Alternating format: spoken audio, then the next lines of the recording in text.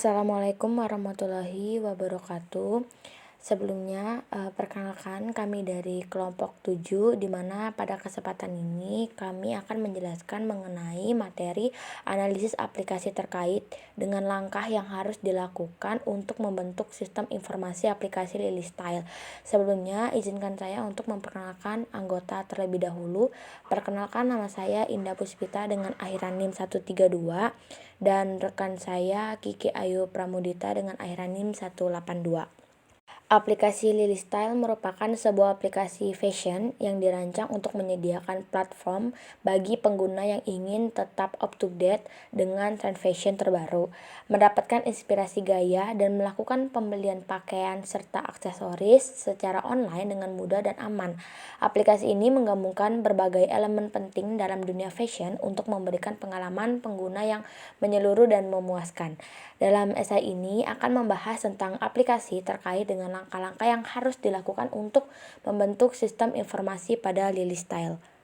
Ada beberapa langkah. Yang pertama adalah analisis kebutuhan, di mana analisis kebutuhan ini sangat dibutuhkan untuk menentukan identitas pengguna dan pemangku kepentingan, seperti siapa yang akan menggunakan aplikasi ini, misalnya kayak peminat fashion, pembelian online, atau desainer.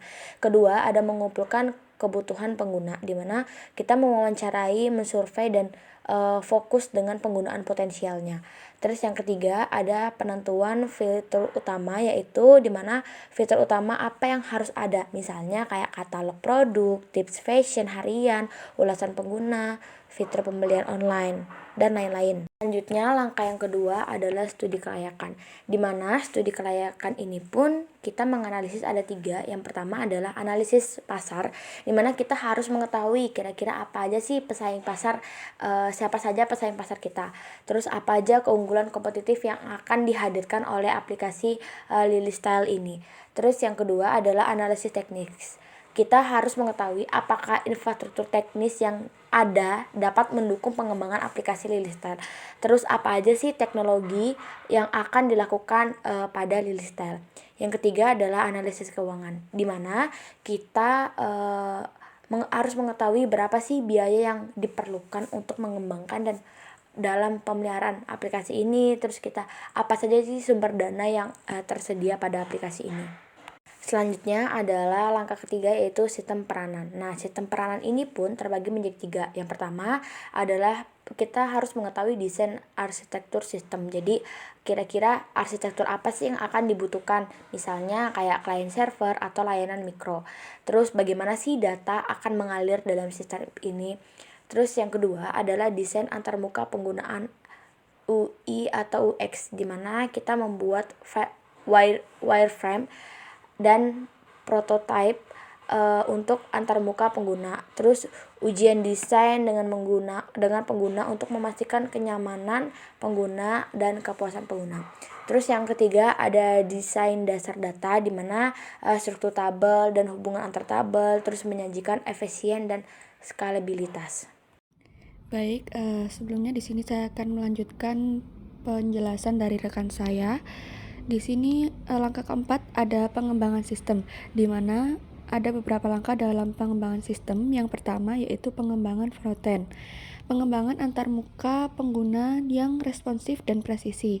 Nah, implementasi desainnya yaitu UI dan UX yang telah dibuat. Kemudian yang kedua yaitu pengembangan backend. Pengembangan logika sisi server, API, dan integrasi dengan basis data, implementasi fitur keamanan dan autentikasi. Kemudian langkah yang terakhir yaitu integrasi dan pengujian, di mana integrasi frontend dan backend, uji unit, uji integrasi, dan uji sistem agar semua komponen berfungsi dengan baik.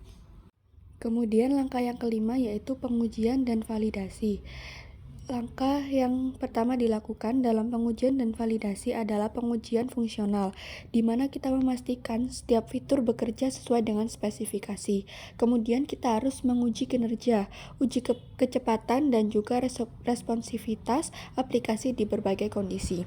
Kemudian yang ketiga yaitu kita harus menguji keamanannya, memastikan agar aplikasi itu aman dari ancaman dan serangan cyber. Kemudian yang terakhir yaitu kita harus menguji pengguna, uji dengan penggunaan akhir, untuk memastikan kepuasan dan juga kegunaannya itu bisa tersampaikan atau tidak kepada pengguna. Kemudian, langkah yang keenam yaitu peluncuran dan distribusi, di mana ada dua langkah untuk peluncuran dan distribusi, yaitu yang pertama peluncuran beta, merilis versi beta kepada pengguna terbatas untuk mendapatkan umpan balik. Kemudian yang kedua yaitu peluncuran resmi, rilis versi final aplikasi ke pasar, implementasi strategi pemasaran untuk menarik pengguna. Kemudian langkah yang terakhir yaitu pemeliharaan dan pembaruan, di mana ada 3 langkah dalam pemeliharaan dan pembaruan. Langkah yang pertama yaitu pemantauan kinerja. Kita harus memantau kinerja aplikasi secara terus-menerus. Kemudian yang kedua, dukungan pengguna. Kita harus menyediakan layanan dukungan bagi pengguna. Kemudian yang terakhir yaitu pembaruan rutin. Kita harus merilis pembaruan untuk memperbaiki bug, meningkatkan fitur, dan memperbaiki keamanan. Nah, itu tadi penjelasan dari kelompok kami. Ada kurang lebihnya, kami mohon maaf yang sebesar-besarnya. Saya akhiri, wassalamualaikum warahmatullahi wabarakatuh.